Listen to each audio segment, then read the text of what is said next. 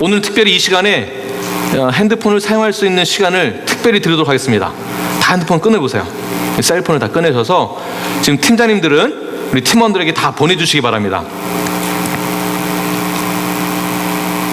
최 팀장님 다 보내셨습니까? 이거? 네. 다 지금 카톡으로 다 보내시고 전달 받으셨으면은 이제 이 전화기를 내려놓으시면 됩니다. 아직 안 받으셨나요? 이제 네, 다 안 받으신 분, 네, 카톡이 울려야 돼. 이게 정상이에요. 예전에는 카톡 올리면 큰일 났는데 카톡이 안 오면은 우리 상록회 어르신들 팀장님 보내주십시오. 네, 보내셨어요? 자, 오늘 말씀은 오늘 동산 전교인 동산 모임 때 제가 말씀 전한 거를 그대로 어떻게 적용하는지에 대해서 그 포인트를 지금 전해드린 것을 확인을 하시고 잘 이제 말씀 적용하시는 거예요. 이 부분을 동산 모임 때 나눠주시면 되겠습니다. 네, 오늘 말씀의 제목은 New Life입니다. New Life. 우리 모두는 예수님께서 우리의 모든 죄를 사하여 주시고 우리 십자가에서 돌아가신 것이, 죽으신 것이 우리의 모든 죄를 사하여 주시고 새 생명을 주신 것을 믿는 자들에게 주어지는 축복이 되는 것입니다. 제가 한번 이러한 생각을 해보게 되었습니다. 내가 과거로만 돌아갈 수 있으면 얼마나 좋을까. 네, 과거 계속 우리 화면을 넘겨주시면 옛날에 이 영화 Back to the Future라는 영화가 있었는데요. 아, 저 차가 나한테 있으면 정말 좋겠다. 어릴 때인데도 불구하고 더 어릴 때로 가서 이런 문제를 내가 해결하면 어떨까. Back to the Future 이 영화를 보고 나서 깨달은 것은 내가 과거로 돌아가서 나의 부끄러운 점들, 내가 죄를 지었던 것을 그 당시로 돌아가서 바꿀 수 있다면 현재 나는 달라질 텐데 라는 생각해 보았는데, 이게 가능성이 있는 얘기입니까? 없는 얘기입니까? 가능성이 단 1%, 0.1%도 없습니다. 전혀 없습니다. 전혀 가능성이 없다는 사실을 우리 모두 다 알고 있습니다. 그런데 성경에서 아주 확실하게 이야기하고 있는 것은 무엇이냐면, 과거의 모든 죄들, 우리의 원죄까지도 예수님이 십자가에서 죽으실 때 모든 것이 다 해결되었다라는 것이에요. 얼마나 감사합니까? 과거로 돌아가지 않아도 우리의 모든 죄의 문제들은 다 해결되었다라는 것입니다. 이것은 새 생명을 얻었다라고 성경에서 말하고 있기 때문입니다. 고린도서 5장 17절 말씀 우리 함께 읽겠습니다. 시작. 그런즉 누구든지 그리스도 안에 있으면 새로운 피조물이라. 이전 것은 지나갔으니 보라 새 것이 되었도다. 자, 새 것이 되었습니다. New Life라는 것입니다. New Life. 새 것을 싫어하는 분 계신가요? 없으시죠? 앤틱을 좋아하는 취미를 가지고 계신 분들이 어쩔 수 없겠지만, 그래도 새 집을 준다는데 누가 마다하겠습니까? 새 집을 준다라고 하면 다 좋으시죠? 새 집, 새 구두, 새 옷, 출발도 어떤 출발? 새 출발. 이게 참 좋습니다. 새 출발이 너무나 좋습니다. 이 새 출발, 새 것을 좋아할, 거부할 이유는 전혀 없습니다. 그만큼 새 것이 좋기 때문입니다. 하물며 우리 자체가 새 것이 되었다라는데 거부할 사람 누가 있겠습니까? 너무나 좋은 것입니다. 그것도 공짜입니다. 아무 공로 없이 거저받은 공짜. 이것을 뭐라고 합니까? 은혜라고 하죠. 은혜. 그래서 이 이름이 은혜자매, Grace. 이 이름 자체가 너무 좋아요. 영어로 이름이 Grace이신 분 계시나요? 김병선 자매님 따님이 영어 이름이 Grace. 또 다른 분 아시는 분 중에, 네? 소희도 Grace. 이름 잘 지었어요.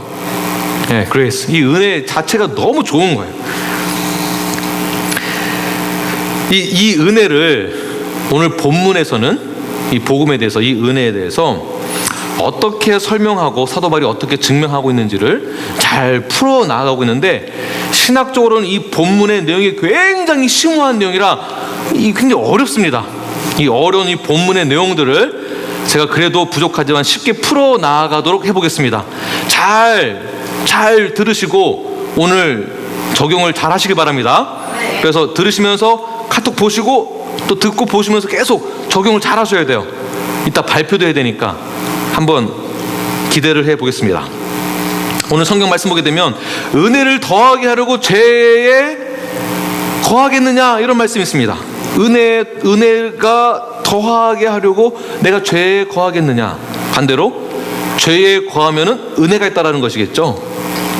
그렇다면 더 많이 죄를 짓는 곳에 은혜도 더 있다라는 얘기인데, 그렇다면 계속 죄를 지라는 얘기인가요? 그 얘기는 또 아니죠. 만약에 죄가 더 많은 곳에 은혜가 있기 때문에 죄를 내가 더 져야 되겠다라고 한다면 고린도 교회는 엄청난 축복이 임해야 돼요. 고린도 교회 사도 바울이 편지를 씁니다. 그게 고린도 전서 후서입니다. 어떠한 고린도 교회에 문제가 있었냐면 거짓 선생으로 인하여서 그 교회에 우상 숭배가 있었습니다. 사치하는 생활이 있었고 윤리적인 방탕이 있었고 교회 안에서의 파벌이 생기게 되었고 계모와 같이 사는 부도덕한 생활이 있었고 불륜, 성찬에 관한 문제들, 헌금, 은사에 관한 문제들, 부활에 관한 문제들, 신자들끼리 서로 소송 걸고 고소했다라는 얘기예요. 얼마나 문제가 많았는지, 죄가 많았다라는 것입니다. 교회 안에서 이런 죄가 많이 일어났다고 한다면은 그 안에 은혜가 더 많아야 한다는 것이잖아요. 오늘 말씀대로 말한다면. 그렇다면 이 말을 토대로 해서 고린도 교회에 분명히 은혜가 더 많이 넘쳐나야 되는데 죄가 많으니까, 그래서 그 은혜가 넘쳐 흘러나서 세상에도 영향을 줘야 되는 것이겠죠. 그럼 사도 바울은 편지를 이렇게 썼을 것입니다. 너희들 참 잘하고 있다. 고린도 교회 뉴라이프 참 잘하고 있다. 얼마나 잘하고 있는지, 죄가 그만큼 많이 있으니까 은혜도 많을 테니까 너희 교회는 참 잘하고 있는 거야. 혹시라도 만약에 불 다 나가고 이 스피커도 다 꺼지면 그냥 불 꺼진 상태로 제가 그냥 전하겠습니다. 걱정하지 마시고. 네, 그러면서 아마 편지의 내용에 격려하겠죠. 참 잘하고 있다. 더 그렇게 해라. 더 죄를 져라. 그러면 은혜가 많을 것이다. 더 불륜을 해라. 그러면 은혜가 넘쳐나게 될 것이다. 더 사기를 쳐라. 은혜가 더 넘쳐날 거야. 더 죄를 많이 져라. 편지를 이렇게 썼어야 돼요. 그런데 사도 바울은 전혀 그렇게 그러한 격려 편지를 쓰지 않았습니다. 너희들이 선줄로 생각하느냐?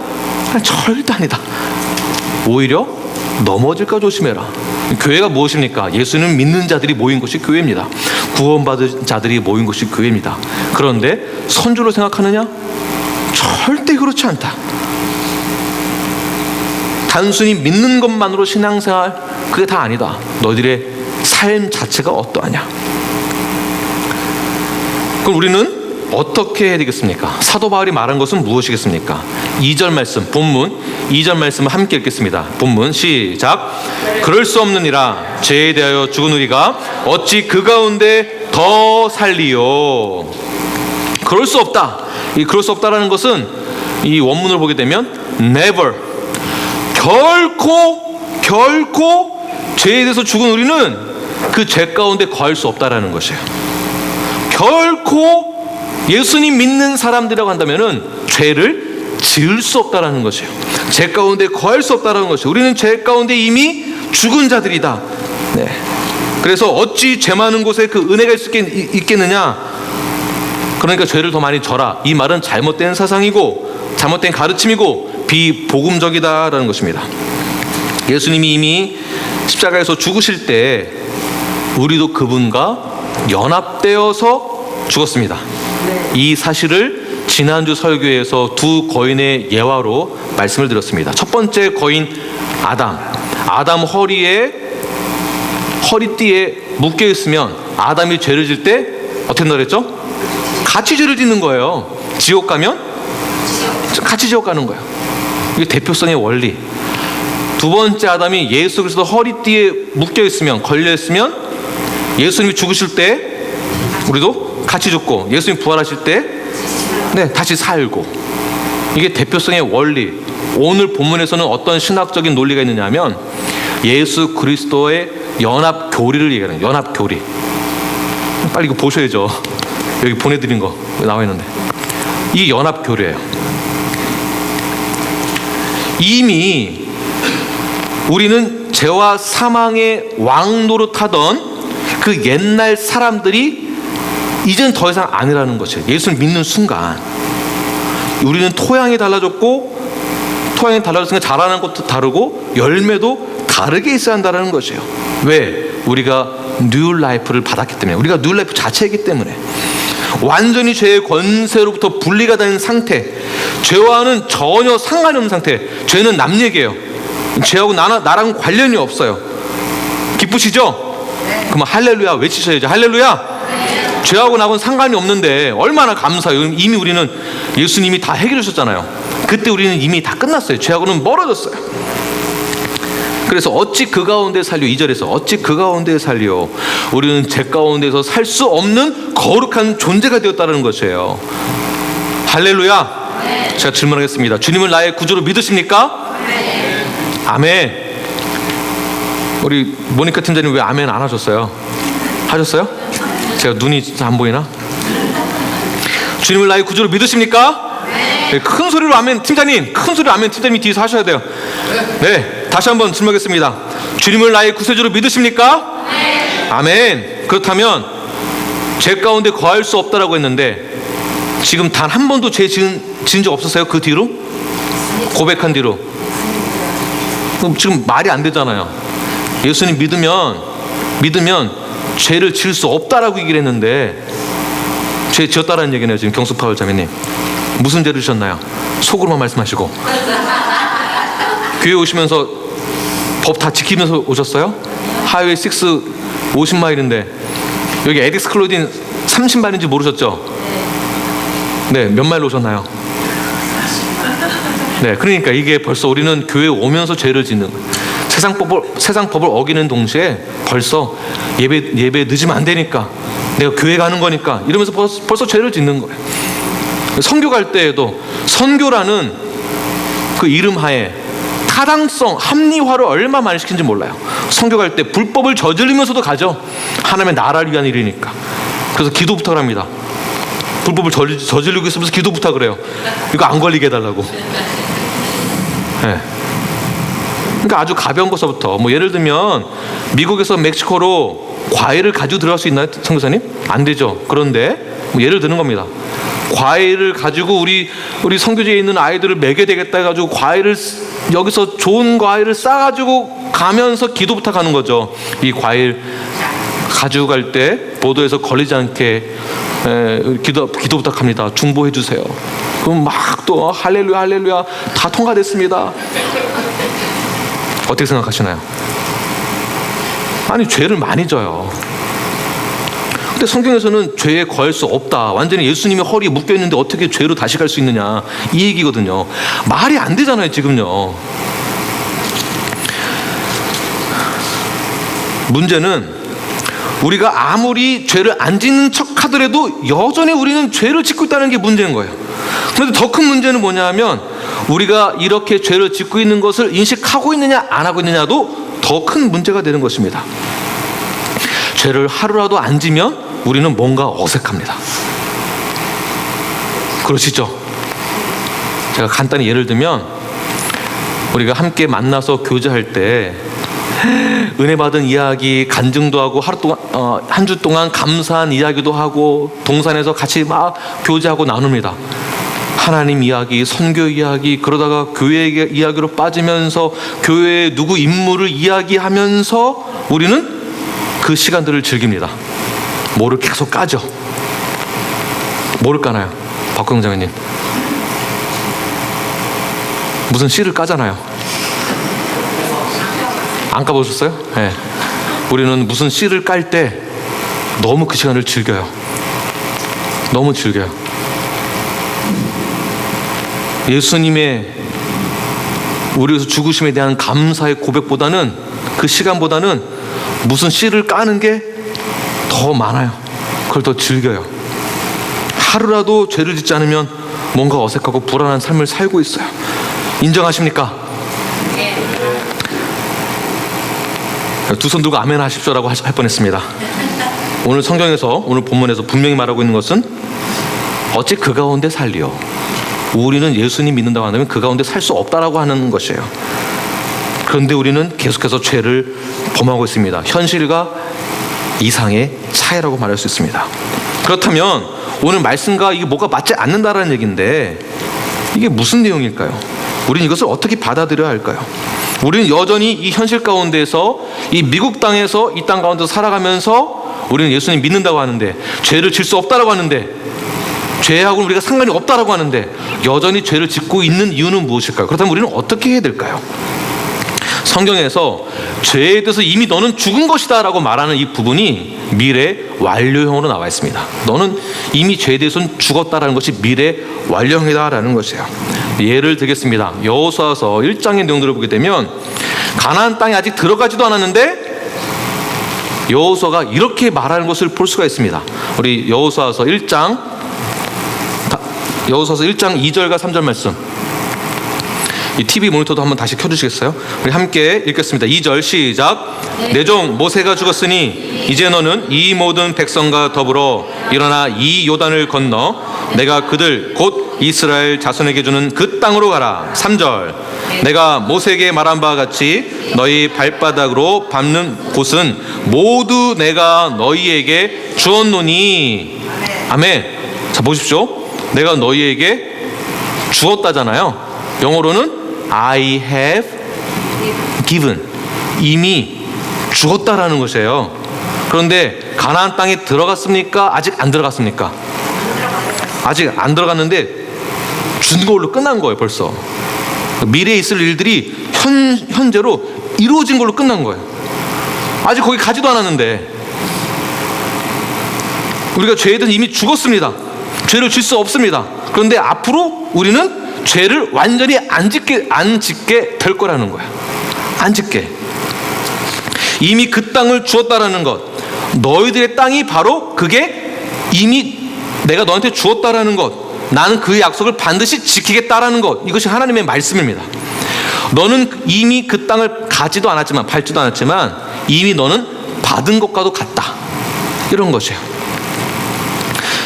실제로는 아직 들어가지 않았지만, 가나안 땅을 밟지도 않았지만 그 땅이 나에게 주어진 것을 그들이 믿고 신앙생활을 시작했다는 것입니다. 이 표현을 죄에 대해서 우리는 죽었고 라는 것과 같은 내용이에요.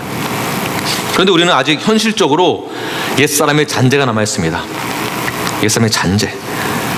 죄를 범하고 있고 범하는 것 같기도 하고 범하면 안 되는데도 범할까 말까 갈팡질팡하기도 합니다. 구원받은 것 같기도 하고 아닌 것 같기도 하고. 그러나 이스라엘 백성들이 광야에 있으면서 가나안 땅을 밟은 것 같다라고 하는 것이 아니라 이미 어떻게 해요? 그 땅을 받은 것으로 인식하는 거예요. 이미 죄에 대해서 우리가 죽었습니다. 죄를 더 이상 지을 수 없는 상태가 된 것입니다. 이것을 사도 바울이 좀 더 쉽게 설명하기 위해서 중요한, 우리 침례교단의 상징적으로 아주 중요한 단어 한 가지를 딱 보여주는데요. 바로 본문 로마서 6장 3절과 4절 말씀입니다. 우리 함께 본문 성경을 펴서 읽겠습니다. 3절 4절 시작. 무릇 그리스도 예수와 합하여 침례를 받은 우리는 그의 죽으심과 합하여 침례를 받은 줄을 알지 못하느냐. 그러므로 우리가 그의 죽으심과 합하여 침례를 받음으로 그와 함께 장사되었나니 이는 아버지의 영광으로 말미암아 그리스도를 죽은 자 가운데서 살리심과 같이 우리로 또한 새 생명 가운데서 행하게 하려 함이라. 아멘. 침례를 받은 우리는, 침례라고 얘기를 하고 있습니다. 침례가 어떤 뜻이 있습니까? 어떤 상징의 의미가 있습니까? 그의 죽으심과 내가 합했다라는 것을 말하는 것이에요.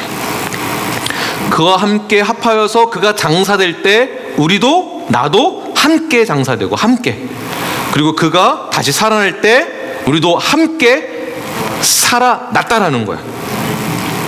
이건 그냥 의식 수준이 아니라 예수님과 함께 죽고 살아났다는 것을 깊이 강조하고 있는 것입니다. 이게 침례예요. 예수님과 연합되었다. 그래서 우리 아까 선교사님, 우리 성도 중에 한 분이 침례를 받고 집에 갔더니 남편이 너 나를 따를래? 예수님 따를래? 벌써 영적 전쟁이죠. 왜? 침례를 받았다는 것은 예수님과 연합된 한 몸을 뜻하기 때문에 그렇습니다. 예수님과 함께 죽고 예수님과 함께 살아나는 것, 모든 사망의 죄에서 정결하게 되었다라는 것, 이것을 신앙 고백으로 나타내는 것이 바로 침례예요. 엄청난 사건입니다. 이 엄청난 이 사건을, 침례를 그냥 쉽게 생각하거나 망각해서는 안 됩니다. 가볍게도 생각하지 마십시오. 침례는 아주 중요합니다. 예수님과 연합을 상징하는 것이에요. 그래서 세례도 똑같은 상징의 의미를 담고 있지만 실제로 침례교단에서의 침례는 몸소 예수님과 함께 죽었다 살아나는 것을 직접 경험하는 거죠. 그때 또 다른 상징적인 의미를 직접 체험하게 되는 데 있습니다. 예를 들어서 고린도서 10장 1절에서 오늘 본문 말씀을 토대로 해서 이렇게 설명하고 있습니다. 고린도서 10장 1절 말씀 함께 읽겠습니다. 시작. 형제들아, 나는 너희가 알지 못하기를 원하지 아니하노니 우리 조상들이 다 구름 아래 있고 바다 가운데로 지나며. 2절 다음 페이지 시작. 모세에게 속하여 다 구름과 바다에서 침례를 받고. 자, 이게 지금 어떤 것을 상징하고 얘기를 하는 건가요? 구약에 출애굽하여서 홍해를 건너가는 엄청난 사건에 대해서 사도 바울이 뭐라고 얘기하고 있습니까? 침례라고 이야기를 하는 거예요. 지금 침례. 구약의 시각으로 봤을 때에는 이 홍해를 건넌 사건은 단순히 하나님의 기적이에요. 기적으로만 보이는 거예요. 기적 자체로만. 하나님의 도우심이고 하나님의 인도하심이 있고 하나님의 약속하심이 의 안에 있는 것이고 하나님의 보호하심이 있는 거예요. 기적이고. 근데 사도 바울이 이것을 뭐라고 묘사하고 있습니까? 침례다라고 해요. 침례. 홍해 바다를, 홍해 자체가 바다니까 바다를 물로 지나갔다라는 것이에요. 왜 침례라고 설명을 하고 있는 것일까요? 출애굽하여서 홍해를 만나는 순간 이스라엘 백성들이 뭐라고 말을 했을까요? 뒤에서는 지금 애굽 장병들이 마차를 타고 와서 지금 죽이려고 하고 있고, 앞에는 홍해 물이 있고, 뒤로 가지도 못하고 앞으로 가지도 못하고 여기서 그냥 죽게 생겼어요. 빠져 죽거나 창에 맞아서 죽거나. 그러니까 이스라엘 백성들이 또 불평하겠죠. 아니, 괜히 끌고 나와가지고 나 옛날 살던 대로 그냥 냅두지, 괜히 끌고 나와서 이렇게 해서 죽게 만드느냐, 불평합니다. 노예의 근성이 아직 남아있다는 거죠. 죄의 근성이 아직 남아있다는 것을 말하고 있는 거죠. 그때 홍해가 아직 갈라지기 전에 모세가 홍해 앞에서 백성들에게 이렇게 선포합니다. 백성들 딱 보고 나서 손을 높이 들고 홍해 앞에 서서 이렇게 얘기합니다. 하나님이 이루실 구원을 보라. 아직 이루어졌나요? 이루어지지 않았나요? 아직 안 이루어졌는데 구원이 일어날 거니까 봐라. 아니, 여기 홍해가 바로 앞에 있는데 하나님이 이루실 구원을 보라. 애굽에서 보게 되면 이스라엘 백성들은 홍해가 갈라졌을 때 애굽 장병들은 이스라엘 백성들이 홍해로 들어가는 것을 보면 어떻게 보는 건가요? 죽으로 들어가는 거예요. 죽으로. 반대편에서 광야에서 지켜봤을 때는 바닷속에서 어떻게 해서 나오나요? 모르면서 살아서 나오는 거예요. 뒤에서 봤을 때는 죽으로 들어가는 거고, 미래적으로 봤을 때는 살아서 나오는 거예요. 이게 침례예요. 침례. 그래서 사도 바울이 말하기를 모세에게 속하여 다 구름과 바다에서 모두 다가 침례를 받았다. 죽었다가 살아났다라는 것이에요. 그런데 살아나왔는데 만나는 것은 홍해를 거쳐서 나오니까 어디를 만납니까? 광야를 만나야 됩니다. 광야. 침례는 죽었다가 살아났다는 얘기인데, 살려놨으면, 아니, 죽은 사람 살려놨으면 뭐 대책이라도 세워줬어야지. 대책이 하나도 없는 거예요. 집도 없고 먹을 것도 없고 어딜 만났습니까? 광야. 광야를 만난 거야. 구원을 받았다라고 하는데, 새로 살아났다라고 하는데 무엇을 만났습니까? 광야를 만난 거예요. 광야에서 또 무엇을 만나게 됩니까? 홍해만 건너면 다 끝날 줄 알았는데 광야를 만나고, 광야에서 또 누굴 만납니까? 누굴 만나죠? 적군을 또 만나서 전쟁을 치러야 했습니다. 적군을 또 만나서 아말렉과 전쟁을 치러야 될 상황이 또 생겼어요. 노예로 400년 넘게 430년을 살았기 때문에 전쟁을 치를 줄 몰라요. 완전히 노예 근성, 죄의 본질 그대로 갖고 있는 상태예요. 어떻게 싸워요? 못 싸워요. 싸울 수 없는 상태예요. 그런데 하나님은 아말렉 전쟁에서 걱정하지 말아라. 내가 너를 승리케 하겠다. 결국 승리했습니다. 누가 싸워서 이긴 겁니까? 하나님이 하신 겁니다. 하나님. 내가 한 것이 아니야. 구원을 받았다는 것은 우리가 신분이 바뀌어졌고 생명을 얻었다는 것이고, 그 후에도 여러 가지 환난과 어려움과 시험을 만나게 되는데, 그때도 누가 싸우는 겁니까? 내가 하는 게 아니고 하나님. 그러니까 죄는 우리는 여전히 질 수 없는 상태지만 앞으로 완벽하게 될 거예요. 근데 누가 하시는 거라고요? 하나님이 하시는 거예요. 근데 우리가 복음을 전할 때 이렇게 전합니다. 예수 한번 믿어봐. 그러면 다 잘 될 거야. 저는 제가 봤을 때 이거 약장수 같아요. 약 한번 잡숴봐. 죽은 사람도 막 살아나. 이런 것 같아요. 그냥 다짜고짜 무조건 믿으라고 하는 것이 아니라 우리가 어떻게 믿어야 되느냐, 무엇을 믿어야 되느냐, 믿은 다음에 우리가 어떻게 살아가야 되느냐. 예수 한번 믿어봐. 다 성공할 거야. 예수 한번 믿어봐. 애들 좋은 대학 다 갈 거야. 예수 잘 믿었는데 그럼 안 좋은 대학 가면 뭐 이상하게 된 건가요? 그럼요? 어떻게 된 거예요? 헌금을 덜 해서 그런 건가? 어떻게 된 거예요? 복음은 그것이 아닙니다. 복음이란 하나님의 아들 예수 그리스도가 나에게 직접 찾아오는 것이에요. 노예의 근성인 그 상태, 죄의 상태에 있는 우리에게 직접 찾아오셔서 그렇게 하지 않으셔도 되는데 내가 너와 함께 죽겠다요. 내가 너와 함께 죽겠다. 연합교리, 대표성의 원리, 그분이 나와 함께 하시고 죽으시고 다시 살아나는 것. 이때 우리가 새 생명을 얻은 몸, 그 몸은 죄를 더 이상 지을 수 없다라는 것입니다. 갈라디아서 2장 20절 보게 되면 이 가사가 얼마나, 이 말씀이 얼마나 아주 중요한 말씀인지 몰라요. 이것도 은혜대가 되는 말씀이고 찬양도 있습니다. 다 아시는 걸로 제가 알고 함께 찬양했으면 좋겠습니다. 내가 그리스도와 함께 십자가에 못 박혔나니 그런즉 이제 내가 산 것 아니요 오직 내 안에 예수께서 사신 것이라. 아멘. 여기까지 하겠습니다. 내 안에 누가 살아계십니까? 예수 그리스도. 그래서 우리가 이 땅 가운데서 살아갈 때 성화의 기간이 우리에게 있어요. 우리 예수는 믿었고 죄에 거할 수 없습니다. 그런데 여전히 죄 가운데서 어려움을 겪고 방황하고 있는 그때에 무엇을 기억해야 되겠습니까?